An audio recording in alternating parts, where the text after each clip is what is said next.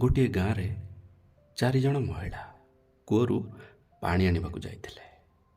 ପାଣି ଭରିବା ସମୟରେ ମହିଳାମାନେ ନିଜ ନିଜ ଭିତରେ କଥା ହେଉଥାନ୍ତି। ଏମିତି କଥା ହେଉଥିବା ସମୟରେ ସମସ୍ତେ ନିଜ ନିଜର ପୁଅମାନଙ୍କର ପ୍ରଶଂସା କରିବାକୁ ଲାଗିଲେ। ପ୍ରଥମ ମହିଳା କହିଲେ, ମୋ ପୁଅ ସଂସ୍କୃତରେ ବଡ଼ ପଣ୍ଡିତ, କେତେ ବଡ଼ ବଡ଼ ଗ୍ରନ୍ଥକୁ ସେ ତା ମୁହଁରେ ରଖିଛି, ଆଉ ଏବେ ବହୁତ ବଡ଼ ବିଶ୍ୱବିଦ୍ୟାଳୟରେ ଚାକିରି ବି କରୁଛି।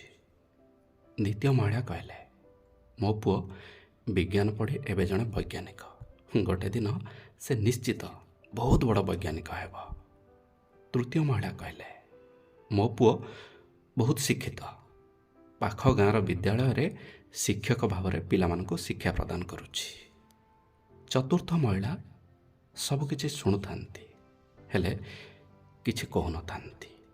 ଅନ୍ୟ ମହିଳାମାନେ ତାକୁ ଚୁପ୍ ଥିବାର ଦେଖି ପଚାରିଲେ, ତୁମେ ବି ତୁମ ପୁଅ ବିଷୟରେ କୁହ, ତୁମ ପୁଅ କ'ଣ କରେ? ଚତୁର୍ଥ ମହିଳା ସଂକୋଚ କରି ଗମ୍ଭୀର ଭାବରେ କହିଲେ, ମୋ ପୁଅ ଆଦୌ ବି ପାଠ ପଢ଼ିନି, ବିଲରେ ଚାଷ କାମ କରେ। ସମସ୍ତେ ସମସ୍ତଙ୍କ କଥା ଶୁଣିସାରିବା ପରେ 4 ଜଣ ମହିଳା ନିଜ ନିଜର ପାଣି ମାଠିଆ ନେଇ ନିଜ ନିଜର ଘରକୁ ଯିବାକୁ ଲାଗିଲେ। ସେତିକିବେଳେ ପ୍ରଥମ ମହିଳାର ପୁଅ ଆସୁଥାଏ। ନିଜ ମା ସହିତ ଅନ୍ୟମାନଙ୍କୁ ଦେଖି ସମସ୍ତଙ୍କୁ ପ୍ରଣାମ ଜଣାଇ ଚାଲିଗଲା। ଏହି ପ୍ରକାର ଦ୍ୱିତୀୟ ଓ ତୃତୀୟ ମହିଳାଙ୍କ ପୁଅ ମଧ୍ୟ ରାସ୍ତାରେ ଭେଟ ହେଲେ। ସେମାନେ ବି ସମସ୍ତଙ୍କୁ ପ୍ରଣାମ କଲେ ଏବଂ ଆଗକୁ ବଢ଼ିଗଲେ। କିଛି ସମୟ ପରେ ଚତୁର୍ଥ ମହିଳାଙ୍କ ପୁଅ ଯେତେବେଳେ ମାଆକୁ ପାଣି ମାଠିଆ ମୁଣ୍ଡାଇ ରାସ୍ତାରେ ଆସୁଥିବାର ଦେଖିଲା, ସଙ୍ଗେ ସଙ୍ଗେ ମାଙ୍କ ପାଖକୁ ଦୌଡ଼ି ଆସିଲା। ମାଙ୍କ ମୁଣ୍ଡରୁ ମାଠିଆଟି ଓହ୍ଲାଇ ଦେଇ କହିଲା, ତୁମେ ତୁମେ କ'ଣ ପାଇଁ ଏତେ ବାଟ ଆସୁଥିଲ? ମୋତେ କହିଥାନ୍ତ। ଏକଥା କହି ପାଣି ମାଠିଆକୁ ନିଜ ମୁଣ୍ଡ ଉପରେ ଥୋଇ ଘର ଆଡ଼କୁ ଚାଲିଲା।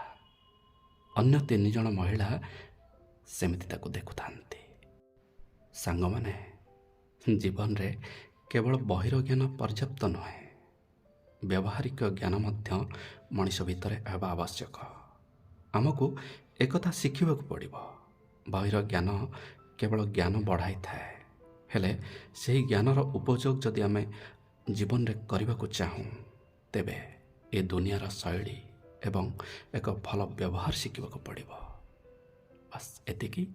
ଏ କାହାଣୀ ଯଦି ଆପଣମାନଙ୍କୁ ଭଲ ଲାଗିଥିବ ତେବେ ଲାଇକ୍, ସେୟାର, ସବସ୍କ୍ରାଇବ୍ ନିଶ୍ଚିତ କରିବେ। ଧନ୍ୟବାଦ।